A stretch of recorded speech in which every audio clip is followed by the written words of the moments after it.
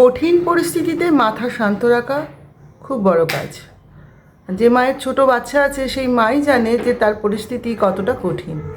Tiptop ফিটফাট সত্যি মনের মধ্যে প্রশস্তি দেয়, কিন্তু যেই বাড়িতে ছোট বাচ্চা আছে সেই বাড়ির গৃহিণী যদি সবসময় টিপটপ ফিটফাট থাকতে চায় তাহলে আজ যাই হোক বাচ্চার ছোটোবেলাটা নষ্ট হয়ে যাবে। একটা 10-12 ঘরে 6-7 খাট থাকে, তাই ঘরকে যদি চটজলদি পরিষ্কার দেখতে চান সবার আগে বিছানাটা গুছিয়ে নিতে হবে। আর এই বিষয়ে আপনি আপনার বাচ্চার সহযোগিতা নিতে পারেন। বাচ্চারা আসলে অ্যাক্টিভ থাকতে পছন্দ করে। আপনি খেলার ছলে ওদের দিয়ে কিছু কাজ করিয়ে নিতে পারেন। হ্যাঁ, মনে রাখতে হবে হয়তো কাজটা আপনার মতো নিট অ্যান্ড ক্লিন করবে না, তবে হয়ে যাবে। কেন বিছানা ঝাড়া ঝাঁটাটা এনে দাও। আর মাঝে মাঝে কিছু অর্ডার ওদের দিতে হবে যাতে আপনার অর্ডারে ওরা অভ্যস্ত হয়।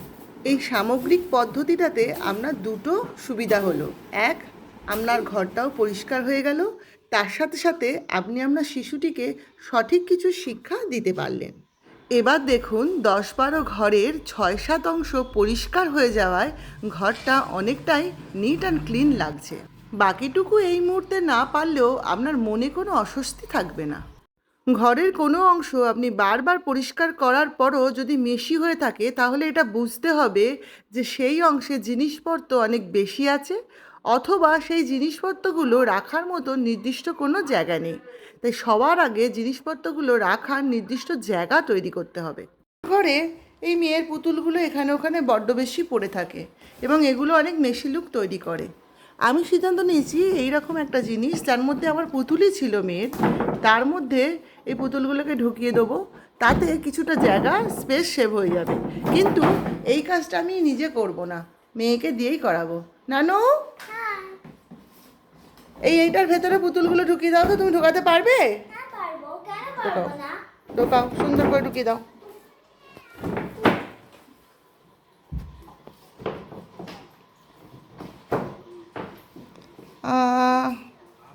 আর একটু ভালো করে করো, আরও স্পেস বেরোবে।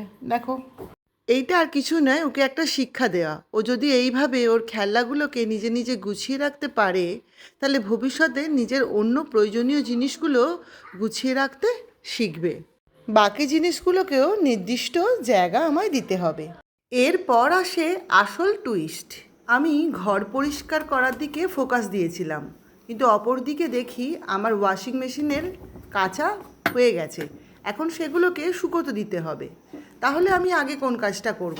অনেক সময় আমাদের এই রকম হয়, একসাথে একাধিক কাজ এসে গেলে আমরা নিজের মনে মনে বিরক্ত হয়ে যাই, আর সেই বিরক্তি আমরা পরিবারের সদস্যদের ওপর দেখাই, যেটা পরবর্তীকালে বুমেরাং হয়ে ফেরত আসে।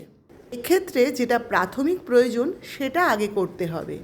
তাই আমি ঘরদোর পরিষ্কার ফেলে রেখে সবার আগে জামা কাপড়গুলোকে রোদে মেলতে গেলাম, কারণ রোদ চলে গেলে আর এই জামা কাপড়গুলোকে শুকনো করা যাবে না।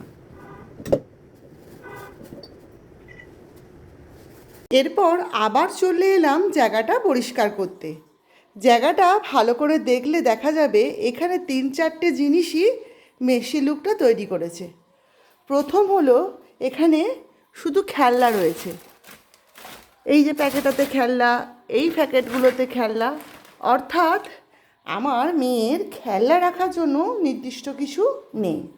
দ্বিতীয় যেটা, এখানে অনেকগুলো ব্যাগ পড়ে আছে, তার মানে আমার ব্যাগ রাখার একটা জায়গা করতে হবে যেগুলো আমরা ব্যবহার করি। তৃতীয় হচ্ছে, এই জায়গাটাতে জামা কাপড় রয়েছে, এগুলো সব কাচতে হবে, অর্থাৎ যে জামা কাপড়গুলো কাচতে হবে সেই জামা কাপড়গুলো রাখার একটা জায়গা এখানে দিতে হবে। মোটামুটি এই 3টে জিনিস যদি করা যায় তাহলে এই যে গোটা জায়গাটার বেসিক যে সমস্যা সেই সমস্যার সমাধান করা সম্ভব হবে। তার একটা আমি আগেই করেছি, এই জায়গাগুলোতে ছোট টয়গুলো রেখেছি, বাকি টয়গুলো অন্য একটা জায়গায় রাখবো, এবং ব্যাগ এবং এই জামা। একটা কাজ করতে পারবে? এই যে তোমার এইখানে দেখবে, এসো, এখানে তোমার অনেক টয়েস পড়ে রয়েছে, দেখো। এই সমস্ত তোমার টয়েসগুলোকে এই ব্যাগটার মধ্যে গুছিয়ে রাখতে পারবে? হ্যাঁ, পারবো, কেন পারবো না? ঠিক আছে, তোমাকে এই টাইম দেওয়া হলো, টাইম স্টার্ট নাও। তুমি তোমার সমস্ত টয়েসগুলো এই ব্যাগটার ভেতরে গুছিয়ে রেখে দাও। রেখে আমি এইটার জন্য লুক করছি। গুছিয়ে আমাকে বলবে। এইটার জন্য। ঠিক আছে, সব এই ব্যাগটার ভেতরে রাখো, রেখে আমাকে কমপ্লিট করে বলবে। এরপর এর পাশের যে জায়গাটা আছে এই জায়গাটা একটু ফাঁকা করে নিচ্ছি।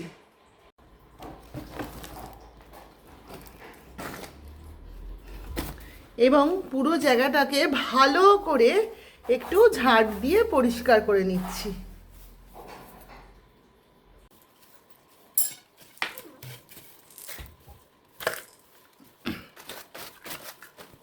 দেখুন এইটুকু জায়গা থেকেই কতটা ধুলো ময়লা বেরোলো। এরপর এই 100 টাকায় পাওয়া যায় এরকম ফেরিওয়ালাদের কাছ থেকে একটা ড্রাম নিয়েছি, সেই ড্রামটা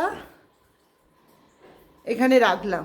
এই ড্রামটার ভেতরে আমার এই কাচতে দেওয়া জামা কাপড়গুলোকে রেখে দিচ্ছি।